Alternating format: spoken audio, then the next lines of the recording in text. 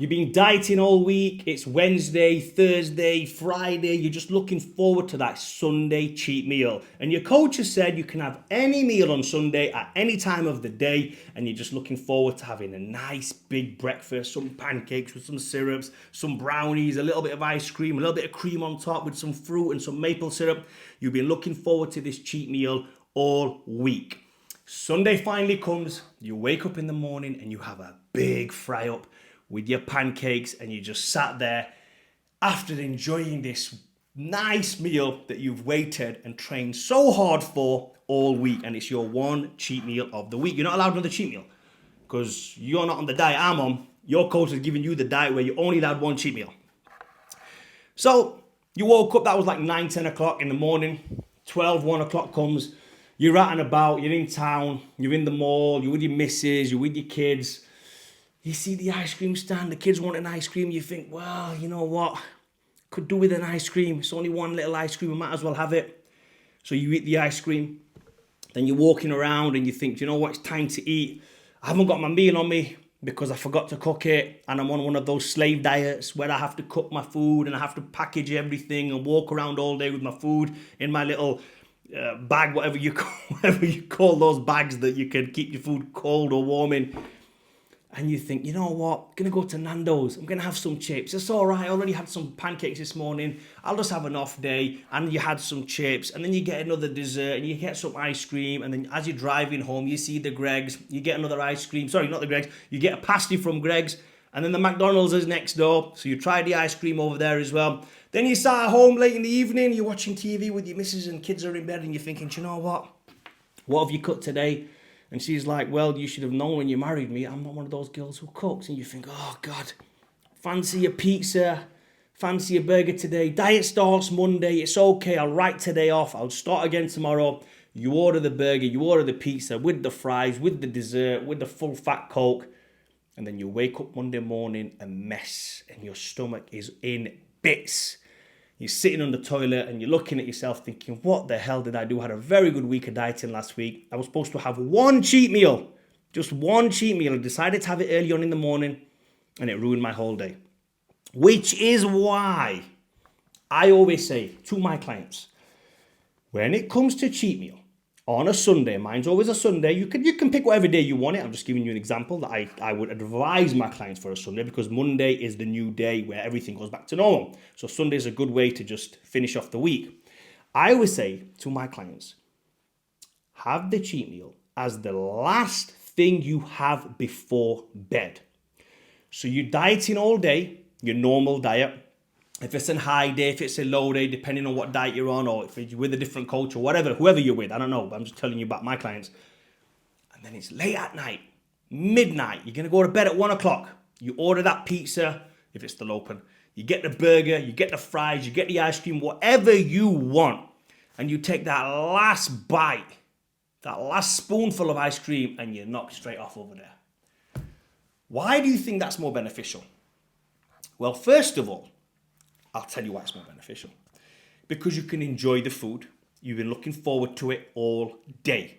You're ready for it, you're prepped for it, you know exactly what's to come. And you've been disciplined that day.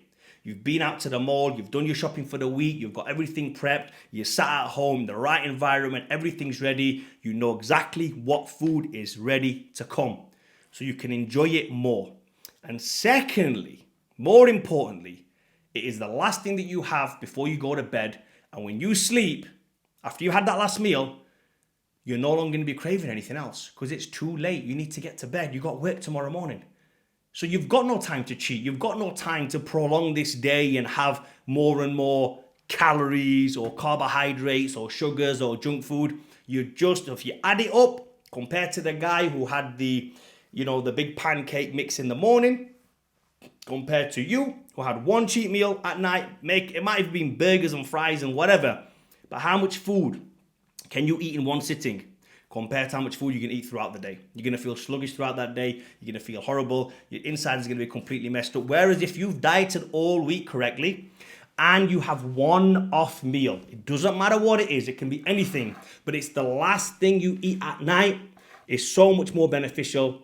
You feel good. You'll wake up in the morning. Your stomach will have got rid of all the crap food in your body because it's only been affected for like maybe a couple of hours. Your digestive system's good to get rid of any foreign crap in there. And Monday morning, you wake up ready to go again. You've added hardly any body weight. If you did add a little bit of weight, it's just water weight. It's very, very simple. So for those people who say to me, Fadi, when is the last meal you can have before you go to bed? Shall I wait 2 hours before to go to sleep? Shall I wait 3 hours before to eat cheat meal? Is it wise to eat chips and burgers and fries half an hour before to bed? It doesn't make a difference. If you are going to cheat, if you are going to have an off meal, if you are going to have a high carb, fat, sugar meal, let it be the last meal before bed. And I don't care if you have that last spoonful and knock off. In fact, if anything, it's more beneficial. The all week you've built up this insulin resistance, then all of a sudden you fill your body with sugars and carbs, all the insulin, and your body is just going to switch off. It's just going to be like boom, and you're going to be in repair mode. You're going to wake up fuller, drier, harder, like a bodybuilder. You know, like bodybuilders do pre-contest when they deload.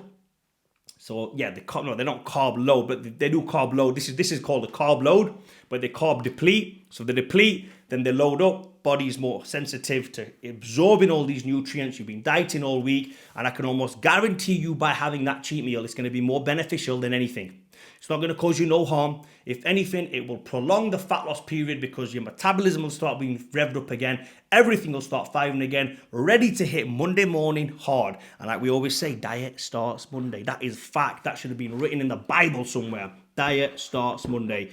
Sunday's the day of God. Enjoy yourself. Last thing at night, have your cheat meal. Hopefully, guys, that explains everything. And yeah, let me just tell you one other thing as well for the cheat meal. Don't go absolutely crazy. If you've been dieting all week, yes, by all means, have whatever you want, whatever your heart desires, or your mind or your belly desires, whatever it is. You want crisp, you want chocolate, you want cookies, it doesn't make a difference. As long as you eat in moderation. Don't get yourself sick over it, don't go crazy about it. And besides, if you've been dieting all week correctly, your stomach will have shrunk if you've been eating the right amount of foods, not the right amount of calories like people say. I look at quantities of food. How much quantity are we eating to make that stomach shrink? Our stomachs are inflamed and they are massive. They are stretched beyond belief right now. And one of my main things with my clients visually is how much are we eating? Not counting calories, because we can count calories and I've seen food where it's 1,000 calories and the plate is this big. And I've also seen plates where it's 1,000 calories and it's a packet of peanuts this big. You get what I'm trying to say? So calorie dense food is what we're looking for, not voluminous food. We're not sitting here like pigs. We don't want to eat crazy amounts of food. This is another thing, that's another video in it anyway, where people say, you can have this or you can have this. Isn't it more beneficial if you eat more? No, it's not, bro. Eat less, more calorific, dense food. That's what we're trying to look for. So, sorry for going off track there.